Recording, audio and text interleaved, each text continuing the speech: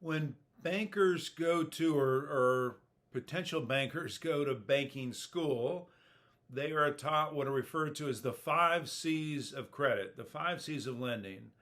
5 factors that are most important in making a lending decision. And I will walk you through each of these because I think if at some point you are planning to borrow money, important that you know ahead of time what is it that's most important to your lender. So for the first C, this is on the next page in your handout, the first C of credit is character. And in banking terms, when we talk about character, what we're referring to is what is your history in terms of borrowing and paying back loans. Do you have a history? Borrow money, pay it back. Borrow money, pay it back. That's what the lender is looking for, that you have a history on a personal basis, but more importantly on a business basis of borrowing money and paying it back. They want to see there's a history of you successfully managing credit. That's referred to as your character. The second C is capacity. The lender is going to look at what the source of funds will be. What are you going to use the money for? And what is your capacity for repaying the money? Can you afford to borrow this money? And is there a way, can you demonstrate how you're going to pay the money back? What the banks like to see, best case, is that for whatever the use of funds are, that use of funds will help facilitate the repayment of the loan. So an example would be you're going to borrow the money to buy a piece of equipment, which is going to generate more revenue for your business, which is going to generate more cash flow for your business, which will provide the cash you need to pay back the loan. Bankers like to see those types of loans. Second C is capacity. The third C is capital. Capital speaks to how much money are you willing to provide for this particular use of capital. So again, let's assume you're looking to buy an expensive piece of equipment, $1 million cost. So the banker's going to say, okay, this is going to cost $1 million. You want to borrow money. How much of this $1 million are you, Mr.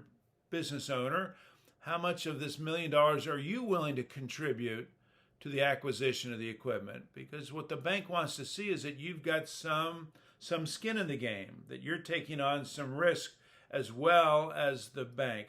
So many banks are looking for maybe a 5 or 10% contribution of capital from the business towards the acquisition of the equipment or whatever it is that you're looking to spend the money on. 5 to 10% is a good number for capital.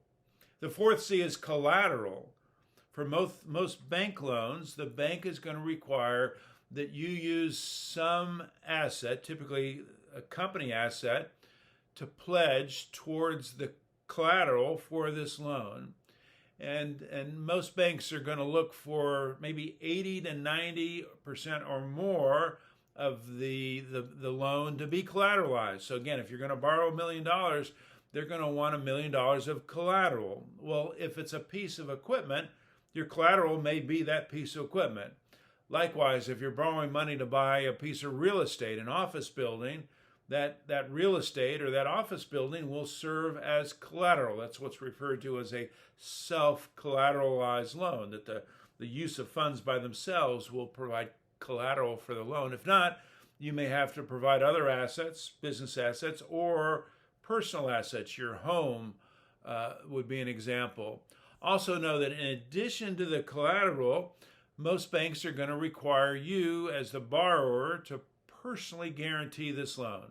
The business is going to have to guarantee it, but they're also going to want a personal guarantee, almost always. The fifth C that bankers are taught in banking school stands for conditions. What are the conditions around this loan in your environment that make this a good bank loan for the bank?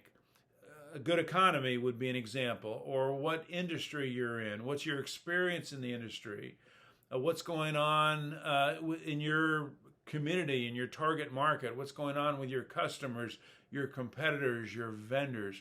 What are factors in and around your business that make this an attractive loan for the bank?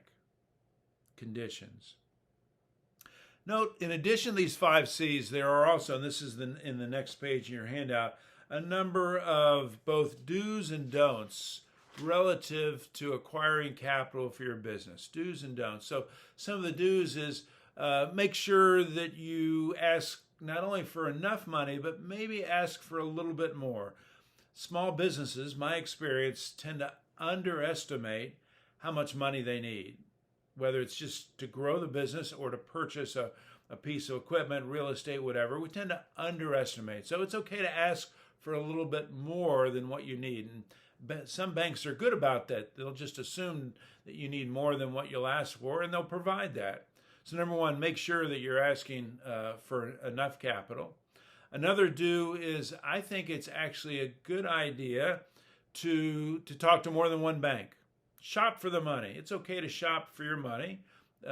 Talk to different banks, talk to different investors.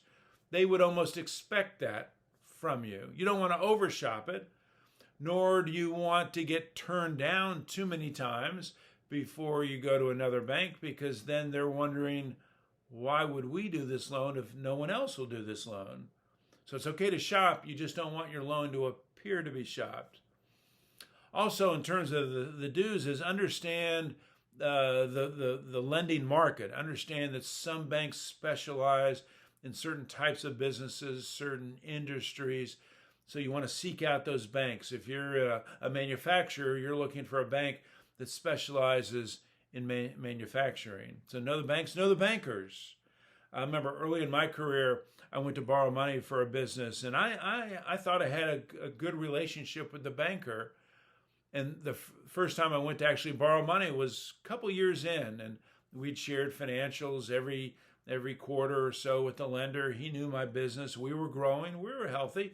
We just needed some working capital, and I went asked for a line of credit, and I got turned down. I got rejected, not knowing that for my business, it was a retail business, the only loan that this banker had ever failed to collect on was a business very similar to mine.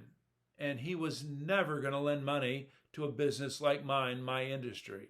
I didn't know that ahead of time. I should have.